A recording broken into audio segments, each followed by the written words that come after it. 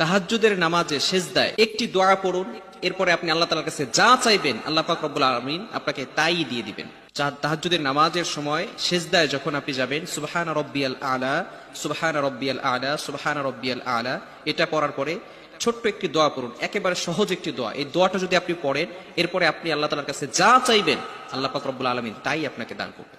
আপনি যদি নফল নামাজে, এই যে দোয়াটা এটা ফরজ নামাজে বলা যাবে না, নফল নামাজে বিশেষ করে তাহাজ্জুদের সময় যদি আপনি সেজদায় সুবহান রাব্বিয়াল আলা, সুবহান রাব্বিয়াল আলা, সুবহান রাব্বিয়াল আলা, এরপরে আপনি ছোট্ট একটি দোয়া পড়েন, এই দোয়াটি আল্লাহ পাক রব্বুল আলামিন নিজে শিক্ষা দিয়েছেন পবিত্র কোরআনের একটি আয়াত।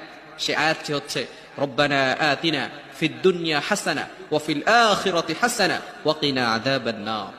क्या बोला था? कच्चा बादाम पैसा खाता हम, ऐ देखो मेरा पैसा।